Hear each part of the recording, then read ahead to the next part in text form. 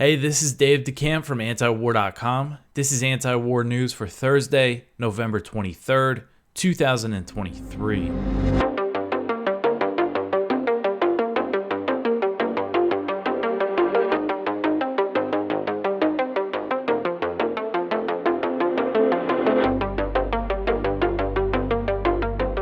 All right, the first story at the top of antiwar.com today. The U.S. worries that journalists will have more access to Gaza. So this story is really something, and it's from a Politico report that was published late Tuesday.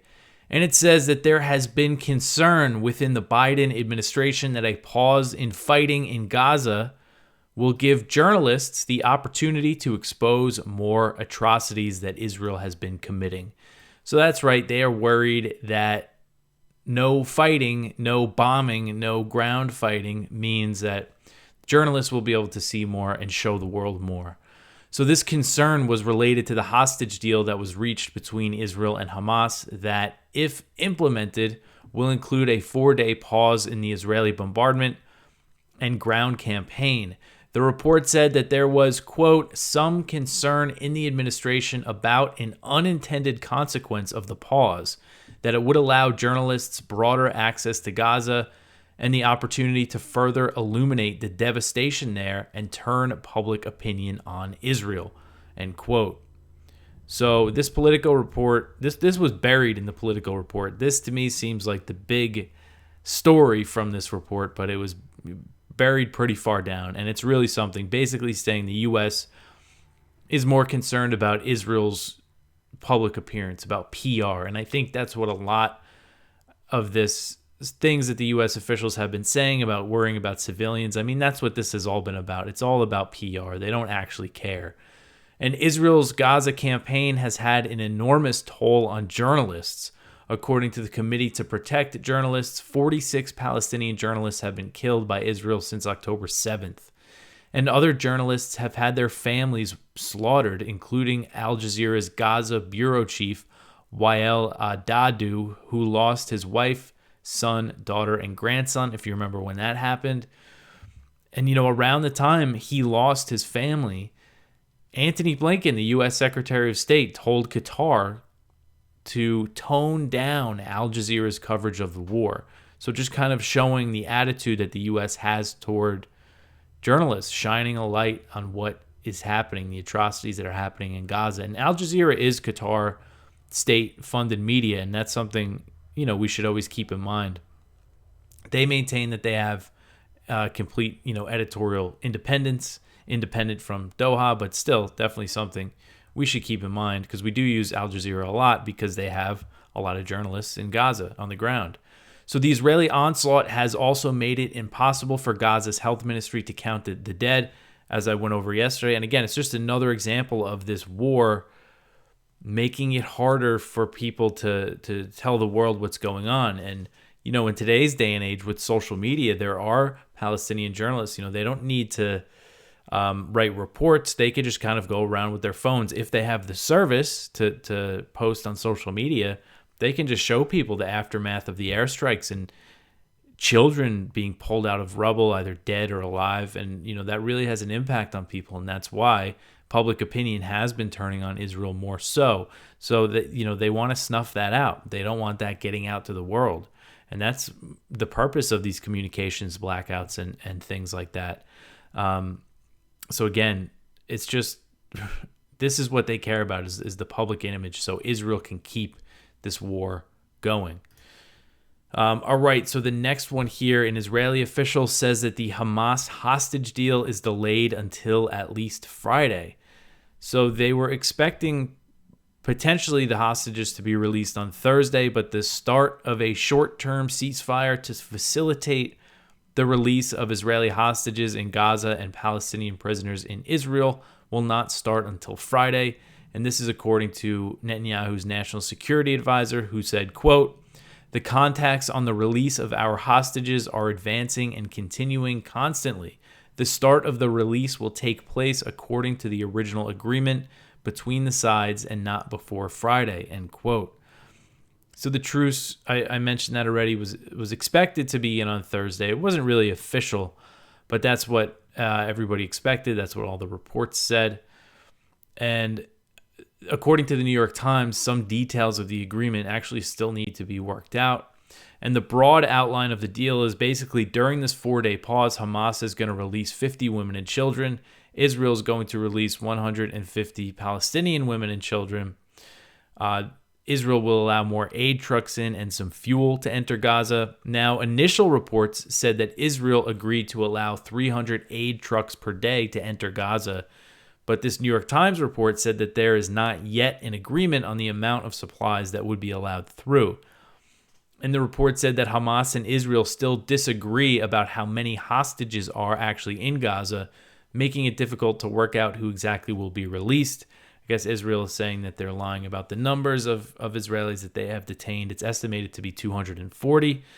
If you remember earlier in the war, Hamas was saying that some hostages were killed or were missing as a result of Israeli airstrikes. That was never confirmed, but something to keep in mind. So that's apparently a sticking point.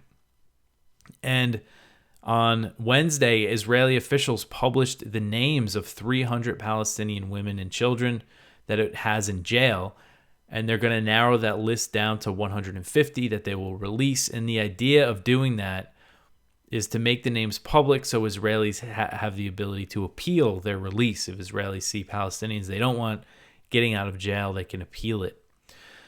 And Netanyahu has made very clear that this 4-day pause does not mean an end to the war. He says, we're at war, we will continue the war, and Israeli airstrikes continue to pound the Gaza Strip on Wednesday into Thursday. All right, so the next one here, UN relief chief says that the Gaza war is the worst humanitarian crisis he's ever seen. So Martin Griffiths, he is the UN's emergency relief coordinator. He said in an interview on Wednesday that the Israeli onslaught in Gaza is the worst crisis he has ever seen, even worse than the killing fields in Cambodia, where the Khmer Rouge killed over 1 million people from 1975 to 1979. So he made this comment in an interview with CNN host Christiane Amanpour, and she asked him, basically based on your experience, where do you, how do you compare what's happening in Gaza to other things that you've experienced? And he said, quote, the worst ever. And I don't say that lightly. I mean, I started off in my 20s dealing with the Khmer Rouge, and you remember how bad that was, the killing fields and so forth. But 68% of the people killed in Gaza are women and children. They stopped counting the number of children after 4,500 had been counted. Nobody goes to school in Gaza. Nobody knows what their future is. Hospitals have become places of war, not of curing. Now, I don't think I've seen anything like this before. It's complete and utter carnage, end quote. So that's a pretty big thing he's saying there, is that it's worse than what was happening in Cambodia during the genocide there. One of the genocides of the 20th century that we're taught about as kids growing up. He's saying it's worse than that.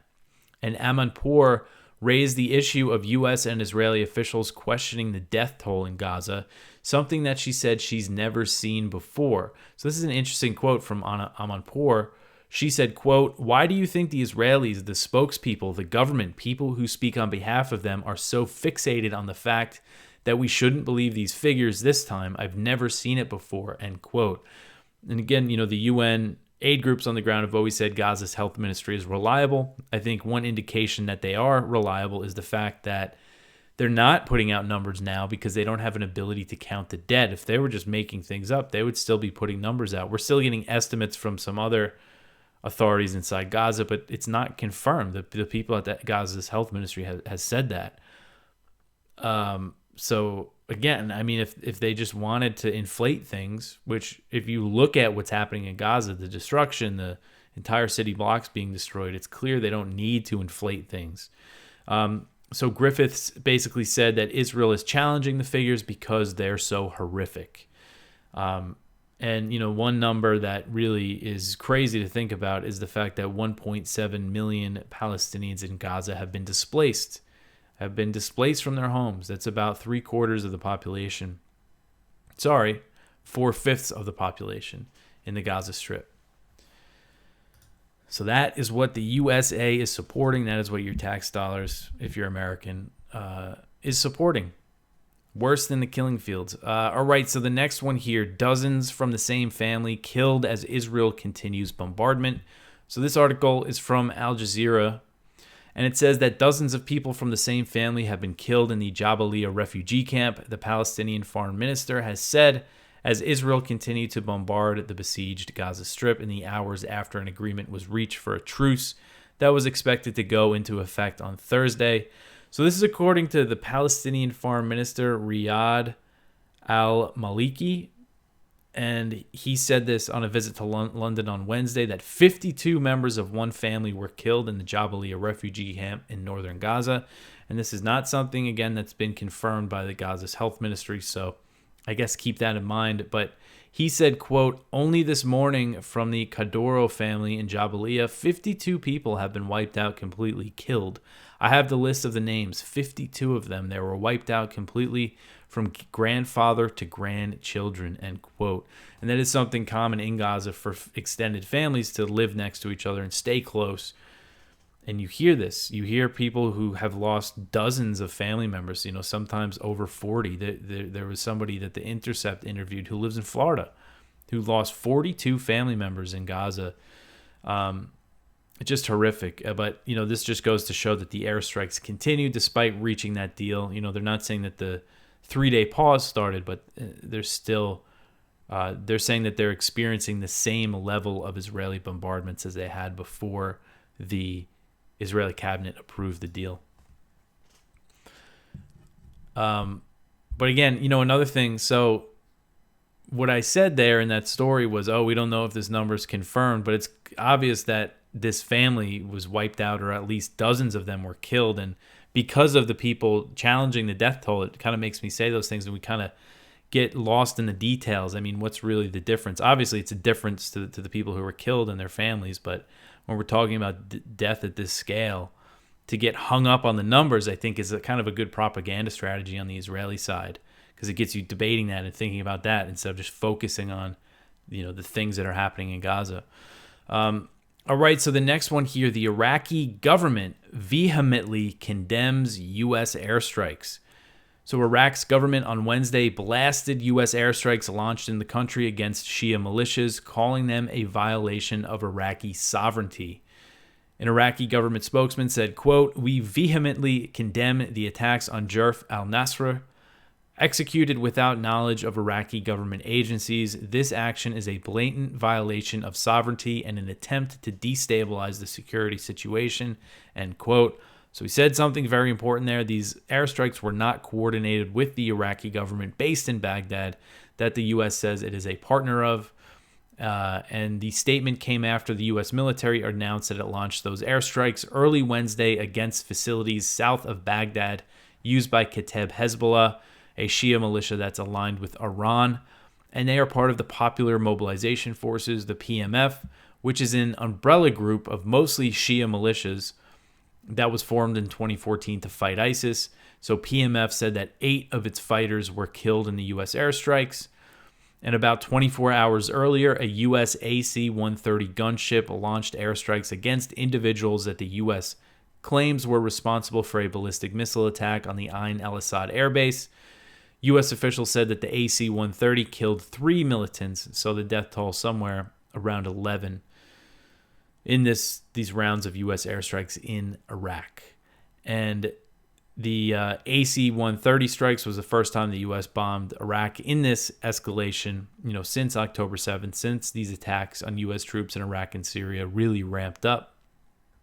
And when it comes to Iraq, again, their presence is, they say they're a partner of the Iraqi government. They're there to help them fight ISIS. But the Iraqi government is saying that these airstrikes violated the agreement that the U.S. has with Baghdad to keep troops in the country. The government statement said, quote, the recent incident represents a clear violation of the coalition's mission to combat ISIS on Iraqi soil, end quote. And the government also condemned the frequent attacks on U.S. troops and said that it was the only authority that could punish the perpetrators.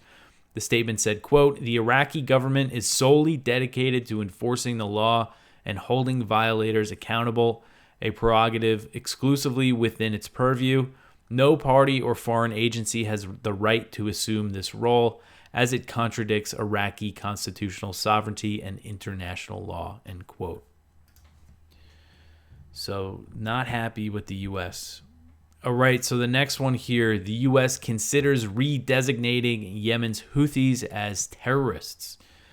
So the White House has said that it's considering redesignating Yemen's Houthis, formerly known as Ansar Allah, and they're considering designating them as terrorists after the Houthis seized an Israeli-linked vessel in the Red Sea in response to the Israeli onslaught in Gaza.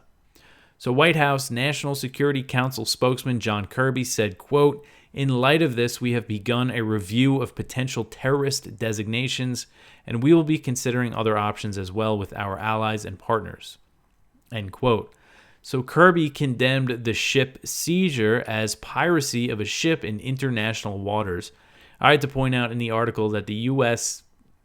actually frequently seizes ships. They usually do it with sanctions, threats, and lawyers. But that's what they do, is they seize ships, and they have actually stolen several shipments of Iranian fuel, either gas or oil, in recent years. At least, 4 shipments that I could think of off the top of my head that they actually shipped to the U.S., discharged, and sold. So if that's not piracy, I don't know what is. And again, this is done in the name of sanctions enforcement. Maybe you could call it privateering. But so anyway, the Trump administration designated the Houthis as a terrorist organization back in January 2021. It was sort of a last-minute foreign policy move by Mike Pompeo, the Secretary of State at the time. And they did this despite warnings from aid groups that it would doom the food-deprived Yemenis living in Houthi-controlled areas. And the Houthis control Yemen's capital, Sana'a. They actually control most of the territory that used to be the country of North Yemen, which is where the vast majority of Yemenis live. It's about 70 to 80% of the population lives in these Houthi-controlled areas. Yemen, I believe, 1991 when Yemen became one Yemen. It was north and south from the 60s until then. And before the 60s, the area of North Yemen that the Houthis control was ruled by Zaidi Shia imams for 1,000 years. And the Houthis are a Zaidi Shia movement. So, a little history there. People portray them as an Iranian proxy, but they are a homegrown movement. It's not like they sprung up in North Yemen because of Iran. That's complete nonsense. So anyway, basically this terror designation essentially criminalizes aid deliveries by making anyone who does business with the Houthi government subject to U.S. sanctions. And after the designation was implemented, the UN actually warned that it would cause a famine on a scale not seen in 40 years. And due to pressure from aid groups, President Biden reversed the designation in February 2021. It was one of the few good things that he did when he came into office. Another thing he did around that time was extend the New START nuclear arms control treaty with Putin. And I naively thought maybe things won't get so bad with Russia. So the situation is so dire for people in Yemen because of this U.S.-backed Saudi, UAE, Gulf coalition that has waged war against the Houthis since 2015. They intervened to try to kick the Houthis out of Sana'a. It has failed miserably. They implemented a war of collective punishment with brutal bombing campaigns against civilians and a blockade. Lots of people have starved to death in Yemen. So anyway, one thing that I had to point out in this article, because we're talking about a terrorist designation, is that before March 2015, which was when the U.S. backed the Saudi-led intervention in Yemen, the U.S. actually became a partner of the Houthis in its fight against Al-Qaeda in the Arabia Peninsula, AQAP. There's an article from the Wall Street Journal in January 2015 that says, quote, "The U.S. has formed ties with Houthi rebels who seized control of Yemen's capital," White House officials and rebel commanders said. in the clearest indication of a shift in the U.S. approach there as it seeks to maintain its fight against a key branch of al-Qaeda, end quote. So after entering the war against the Houthis, that actually put the U.S. on the same side as al-Qaeda. There was a report from the Associated Press in 2018 that found the U.S.-backed coalition supported militias that actively recruit al-Qaeda militants or those who were recently members because they're considered exceptional fighters. So the U.S. is backing al-Qaeda guys on the ground who are fighting the Houthis. So important context when they're throwing the word terrorist around. All right, so the next one here, the U.S. and the Philippines. Oh, one thing I didn't mention, sorry, is that so the situation in Yemen is still, has been better since April 2022. There's a ceasefire that's held relatively well. The blockade has been eased, hasn't been fully lifted. So for the Yemenis, it's been a great relief. But still, there's lots of problems, and something like this designation is just going to make things worse. And, it could affect the potential peace talks between the Saudis and the Houthis. Just a bad idea all around. All right, so the next one here, the U.S. and the Philippines start a joint patrol in the South China Sea. So the U.S. and the Philippines have launched joint air and sea patrols in the South China Sea in a provocative show of force amid rising tensions with China in the region. So Washington and Manila agreed earlier this year to conduct joint patrols in the disputed waters. In September, a U.S. and Philippine warship conducted what they called a bilateral sail in the South China Sea.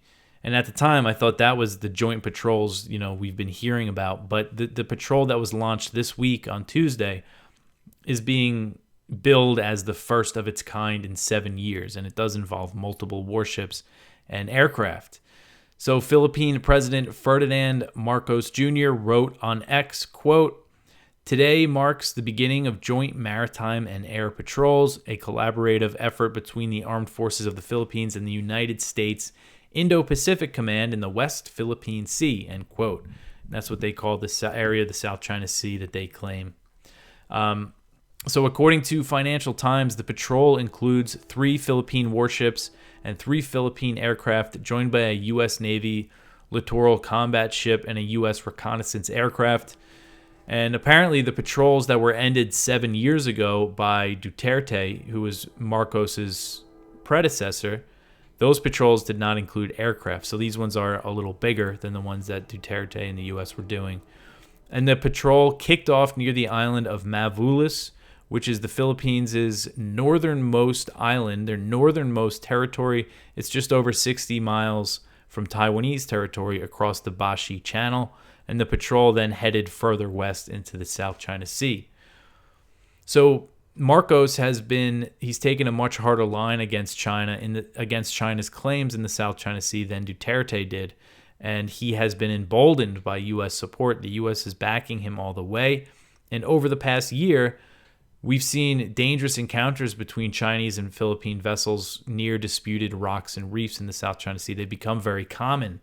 Used to be more rare. Now they seem to happen all the time. And whenever these incidents occur, the reason why this issue is important and I try to focus on it is that whenever stuff like that happens, the U.S. comes out and says the U.S.-Philippine Mutual Defense Treaty applies to attacks on Philippine boats in the South China Sea. So they're saying, and they say it over and over and over again, that if China attacks a Philippine boat over one of these disputed rocks and reefs, then the U.S. would intervene and fight China directly. So that's what the U.S. has committed to.